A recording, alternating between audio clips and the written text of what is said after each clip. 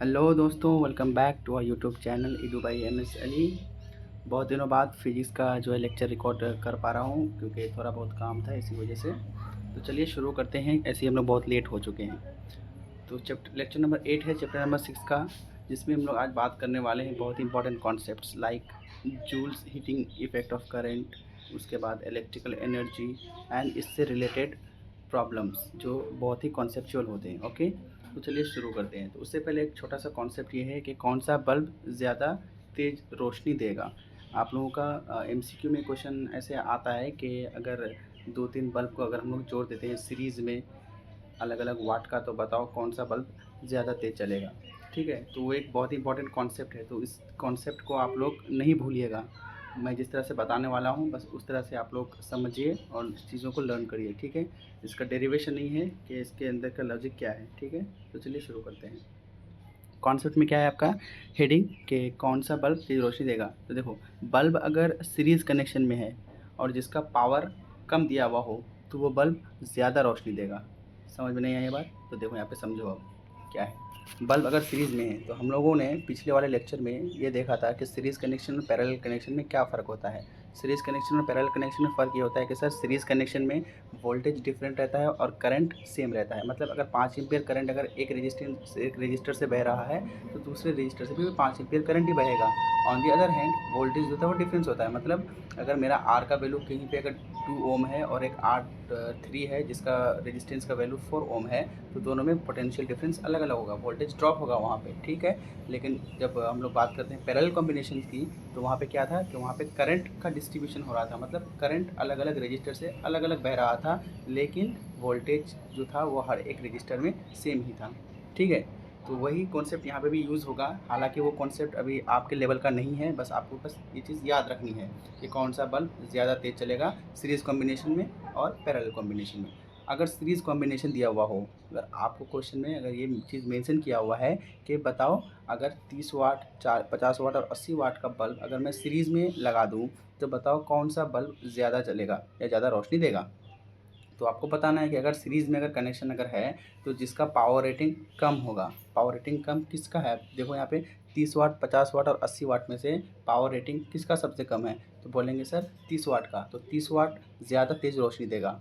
ठीक है, अब 80 वाट मत लगा देना कि 80 वाट का है तो 80 नहीं, क्योंकि देखो कनेक्शन सीरीज़ बोला है। अगर यही चीज़ अगर पैरेलल बोलता तब फिर वहाँ पे 80 वाट होता। ठीक है, तो ये बहुत ही इंपॉर्टेंट कॉन्सेप्ट है, ये आपको हर जगह कॉन्सेप्ट आपको नहीं मिलेगा। ठीक है, आप छान लीजिए इस कॉन्सेप्ट को, क्योंकि मैंने एक क्वेश्चन देखा था शायद पिछले या फिर उससे पिछले साल का, वहाँ पे एक ऐसा क्वेश्चन आया हुआ था कि बताओ कौन सा बल्ब ज़्यादा तेज़ रोशनी देगा। ठीक है, तो वही चीज़ मैंने यहाँ पे इस स्लाइड में मेंशन किया है कि देखो फर्स्ट पॉइंट है कि बल्ब अगर सीरीज़ कनेक्शन में है तो जिसका पावर रेटिंग कम होगा वो ज़्यादा रोशनी देगा। और दूसरा पॉइंट है कि पैरेलल कनेक्शन में जिसका पावर रेटिंग ज़्यादा वो ज़्यादा तेज़ रोशनी देगा। ठीक है, वहीं पे मैंने यहाँ पे मेंशन कर दिया है। देखो अगर समझ में नहीं आ रहा तो ऐसे देखो, यहाँ पे एक बल्ब मैं मान लेता हूँ ये हुआ, ठीक, दूसरा बल्ब ये हुआ और तीसरा बल्ब ये हुआ। ये देखो ये सब क्या है? ये सब तो सीरीज़ कनेक्शन में है ना। ये बल्ब वन हो, ये 1 नंबर हो गया, ये आपका 2 नंबर बल्ब हो गया, ये आपका 3 नंबर बल्ब हो गया। अगर ऐसा अगर सीरीज़ कनेक्शन में अगर दिया हुआ है तो जिसका पावर रेटिंग कम होगा वो आपको ज़्यादा रोशनी देगा। वेरी वेरी इंपॉर्टेंट पॉइंट है, इस चीज़ को आप लोग लर्न कर लीजिए, याद कर लीजिए, रट लीजिए। ठीक है, सीरीज़ कनेक्शन में जिस बल्ब का पावर रेटिंग कम होगा वो बल्ब ज़्यादा जलेगा। अगर हम पैरेलल कॉम्बिनेशन की बात करें, देखो इसको पहले मैं इरेज कर लेता हूँ। अगर मैं पैरेलल कॉम्बिनेशन की बात करूँ तो पैरेलल कॉम्बिनेशन का मतलब क्या होता है कि एक कॉमन पॉइंट से सारे बल्ब कनेक्टेड रहेंगे। फॉर एग्जांपल यहाँ पे देखो,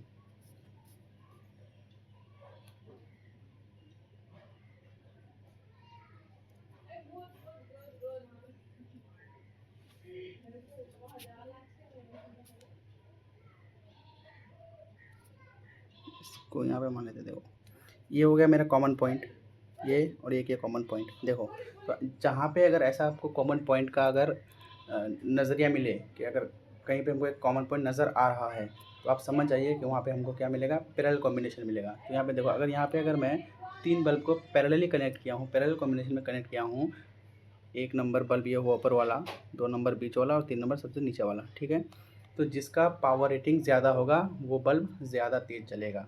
ठीक है। सीरीज़ में क्या था कि जिसका पावर रेटिंग कम था वो ज़्यादा जल रहा था, लेकिन पैरेलल कॉम्बिनेशन में क्या होगा, जिसका पावर रेटिंग ज़्यादा होगा वो ज़्यादा चलेगा। ठीक है, ये कॉन्सेप्ट था, इसको याद कर लो।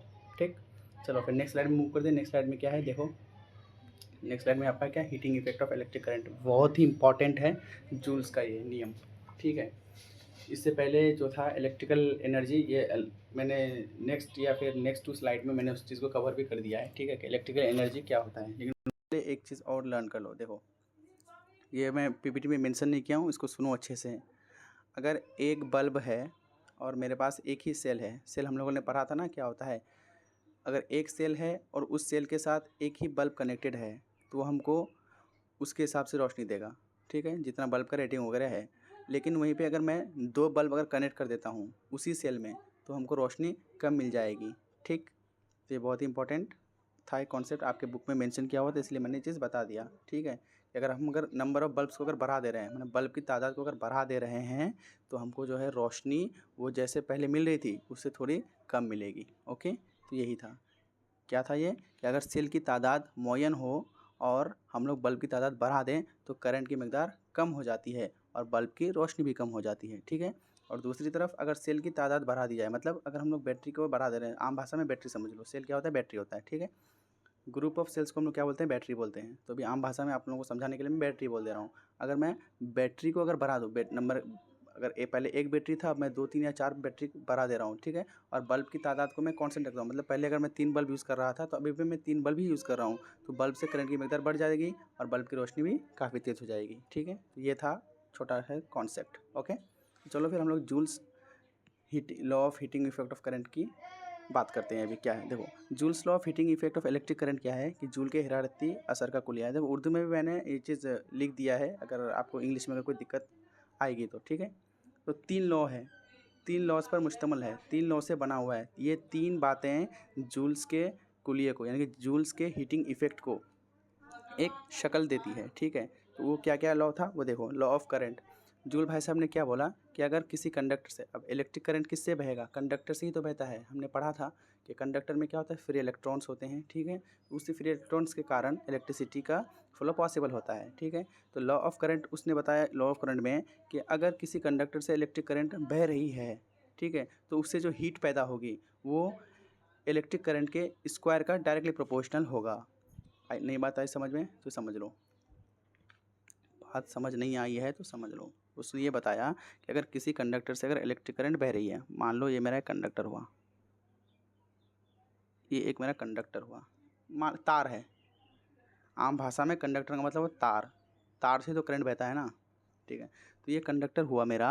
अब इस कंडक्टर से अगर मेरा इलेक्ट्रिक करंट अगर बह रहा है आई, मान लेते हैं आई है। ठीक है, तो इस तार में जो हीट पैदा होगा, जो हिरारत पैदा होगी वो क्या होगी, कि जितना करंट बह रहा है उसके स्क्वायर का। जैसे अगर मान लो इसमें अगर मेरा एच अगर हीट पैदा हो रहा है तो ठीक है, तो H is directly proportional to I square. मतलब अगर मेरा इस तार से अगर 2 एम्पियर का करंट अगर बह रहा था तो हीट कितना पैदा होगा मेरा, बोलेंगे सर आई स्क्वायर। तो आई स्क्वायर कितना था, आई कितना था मेरा 2, तो 2 का स्क्वायर कितना 4, तो हम बोलेंगे क्या कि हीट जो पैदा होगा वो 4 होगा। और आई कितना था मेरा 2 एम्पियर था। फिर इसे एक और एग्जांपल ले लो कि सर हम 2 को नहीं हम 4 मानेंगे कि मेरा करंट 4 बह रहा है, तो बताओ हीट कितना पैदा होगा। तो आप बोलेंगे 4 का स्क्वायर, 4 का स्क्वायर कितना 16, तो H is directly proportional to I square. मतलब जो भी करंट का वैल्यू होगा उसके स्क्वायर के साथ हीट डायरेक्टली प्रोपोर्शनल होता है। ठीक है, अगर करंट को बढ़ा दिया जाए इसका मतलब हीट जो है मेरा उसके स्क्वायर टाइम्स बढ़ जाएगा। अगर करंट अगर 4 गुना है, अगर 4 एम्पियर है तो मेरा हीट 16 हो जाएगा। अगर करंट अगर 5 है तो हीट 25 हो जाएगा। ठीक है, तो ये एक कॉन्सेप्ट था जो जूल भाई साहब ने दिया था लॉ ऑफ करंट में। ठीक है, फिर उसने दूसरी बात ये बताई कि लॉ ऑफ रेजिस्टेंस क्या था, कि अगर रेजिस्टेंस जितना ज़्यादा होगा हीट उतना ही पैदा होगा। रेजिस्टेंस का मतलब क्या था, रुकावट। ठीक है, अब देखो रुकावट अगर जिसमें ज़्यादा होगा तो वहाँ पे क्या गर्मा गर्मी ज़्यादा होता है ना। अभी तुम जाओ रास्ते में, अगर कोई तुमसे अगर बहसबाजी स्टार्ट करते मतलब क्या, वो तुम्हारी मंजिल को रोक रहा है तो उसमें क्या होगा, आप भी गर्म हो जाइएगा। ठीक है, तो इसका मतलब क्या हुआ, आम भाषा में समझाने के लिए बोल रहे हैं हम।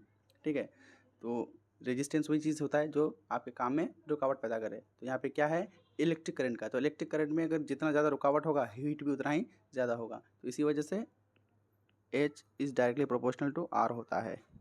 ठीक है, मतलब किसी कंडक्टर में इलेक्ट्रिक करंट से पैदा होने वाली हीट रेजिस्टेंस यानी मज़ाहमत के डायरेक्टली प्रोपोर्शनल होती है, that is H is directly proportional to R।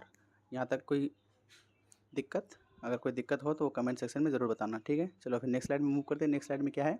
Next slide है मेरा लॉ ऑफ टाइम। इसने क्या दिया था कि वक्त के साथ साथ हीट भी बढ़ता जाएगा। अभी अगर आपने किसी भी चीज़ आपने देखा भी होगा कि अगर कोई बल्ब अगर 5 मिनट तक अगर जल रहा है, उसी बल्ब को अगर मैं 5 घंटा तक लगातार जलाता रहूँ तो वहाँ पे बल्ब जो है वो ज़्यादा हीट हो जाता है, ठीक है। तो वही चीज़ उन्होंने बताया था कि इलेक्ट्रिक करंट से पैदा होने वाली हीट टाइम के डायरेक्टली प्रोपोर्शनल होती है, ठीक है। मतलब H is directly proportional to T, H is directly proportional to T। अब ये जो तीनों इक्वेशंस था, इक्वेशन नंबर 1 मतलब H is directly proportional to I square, H is directly proportional to R and H is directly proportional to T। अब इस तीनों equation को अगर मैं कंबाइन अगर कर दूं तो मेरा जो फॉर्मूला बनता है वो ये बनता है कि H is directly proportional to I square RT, ये वाला H is directly proportional to I square RT। अब डायरेक्टली प्रोपोर्शनल को हटाने के लिए हम लोग देखो यहाँ पे ऐसे अगर समझ में नहीं आ रहा है, देखो H is directly proportional to I square R into T, ठीक। इसको पहले मैं इरेज कर देता हूँ ऊपर वाला, ये बना मेरा H is directly proportional to I square RT। और हम सबको क्या पता है, हम सबको ये चीज़ पता है कि ये डायरेक्टली प्रोपोर्शनल जो है ये वाला, इसको हटाने के लिए हम लोग क्या लेते हैं, कांस्टेंट लेते हैं, ठीक है। तो वो कांस्टेंट यहाँ पे क्या होगा, J, ठीक है। और इस J को क्या बोलते हैं, इस J को हम लोग बोलते हैं mechanical equivalent of heat, okay. तो अब जो मेरा नया फार्मूला बन के आएगा, फाइनल रिजल्ट वो ये होगा मेरा कि H is equal to I square RT upon J। ये मेरा नया फार्मूला बन के आया, ठीक है। तो जूल भाई साहब का ये नियम था, यहाँ से न्यूमेरिकल्स बनते हैं, ठीक है। बहुत ज़्यादा भर भर के न्यूमेरिकल बनते हैं यहाँ से, ठीक है। तो आप इस फार्मूला को याद रखिए कि H is equal to I square RT, इतना याद रखिए। बाई J ये अगर याद रखिएगा तो और भी अच्छा है, अगर नहीं भी याद है तो कोई दिक्कत नहीं है, ठीक है। तो H is equal to I square RT by J, ये बहुत ही इंपॉर्टेंट फार्मूला है, ठीक है, इलेक्ट्रिक करंट का। यहाँ तक था जूल भाई साहब का नियम, ठीक। नेक्स्ट स्लाइड में क्या है, इलेक्ट्रिकल एनर्जी। एनर्जी का मतलब क्या होता है, देखो एनर्जी और पावर में फ़र्क है। पावर का मतलब होता है कि वही काम कोई इंसान कितने टाइम में करेगा और एक दूसरा आदमी उस टाइम को फिर कितने टाइम में करेगा। फॉर एग्ज़ाम्पल अगर मैं किसी काम को करने में अगर 4 घंटा लगाता हूँ और कोई उसी काम को करने के लिए 8 घंटा लगाता है, तो किसका पावर ज़्यादा होगा? तो बोलेंगे सर कि जिन्होंने कम टाइम लिया था। तो अगर मैंने अगर कम टाइम लिया है तो मेरा पावर ज़्यादा होगा। फिर ये चीज़ पॉलिटिक्स में अलग बात है, ठीक है। पॉलिटिक्स में पावर का मतलब अलग होता है, ठीक। और एनर्जी का मतलब क्या होता है कि मेरे अंदर कितना कैपेसिटी है उस काम को करने के लिए, ठीक। तो यहाँ पे वही चीज़ है क्या कि करंट का काम करने की सलाहियत बरकी तवानाई कहलाती है। मतलब capacity of doing work by electric current is called electrical energy, ठीक। अब यहाँ से इलेक्ट्रिकल एनर्जी का एक फार्मूला बन के आता है, वो चीज़ आप लोग ध्यान में रखिए। क्या होता है, हम लोगों को पता है कि पोटेंशियल का मतलब क्या होता है, W/Q। मतलब एक चार्ज को, एक यूनिट पॉजिटिव चार्ज को इन्फिनिटी से लाने में जो मेरा वर्क डन था वही मेरा पोटेंशियल था। तो पोटेंशियल का फॉर्मूला क्या निकल के आया था कि V is equal to W/Q, ठीक है। तो यहाँ से हम लोग क्या निकाल सकते हैं कि W is equal to Q into V निकाल सकते हैं ना। ये बेसिक्स मैथ है, ठीक है। अगर ये भी नहीं आती है अगर, तो फिर आप लोग यहीं से लेक्चर को पॉज कर दीजिए, बंद कर दीजिए और पहले अपने बेसिक्स मैथ्स एंड थोड़ा बहुत जो कैलकुलेशन था उसको ठीक करिए, ठीक है। नहीं तो ये आपके किसी काम का नहीं होगा, ठीक है। और हमको पता है कि करंट क्या होता है, करंट का मतलब होता है कि सेकंड में या फिर टाइम में कितना, 1 सेकंड या 1 घंटा कितना हमें टाइम में कितना चार्ज फ्लो हो रहा है, बस यही उसको क्या बोलते हैं हम लोग, इलेक्ट्रिक करंट। तो I इज इक्वल टू क्या होता है, Q/T। तो यहाँ से हम लोग Q क्या निकाल सकते हैं, Q is equal to I into T cross multiply करके, ठीक है।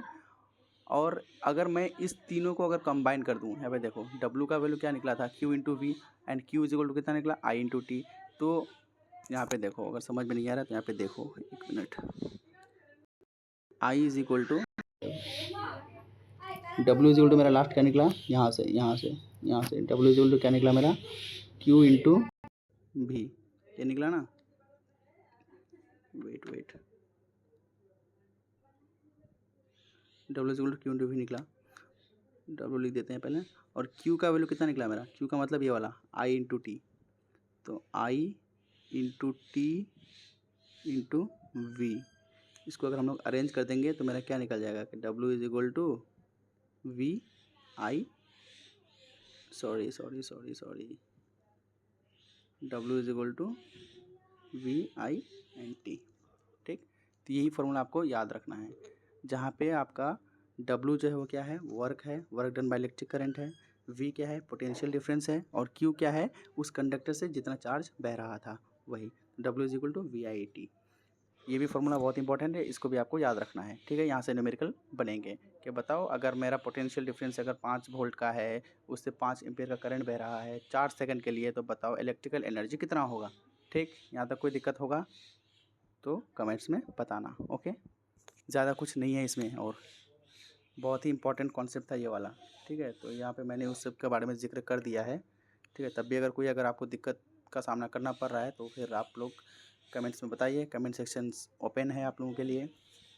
ठीक है, देखते हैं नेक्स्ट स्लाइड में फिर क्या है। नेक्स्ट स्लाइड में और कुछ नहीं है, बस ख़त्म। तो लेक्चर्स के साथ बने रहिए। अगर वीडियो अच्छा लग रहा है तो दोस्तों तक भी शेयर करिए और सब्सक्राइब कर दीजिए अगर आप इस चैनल पे न्यू है तो। Okay, thank you.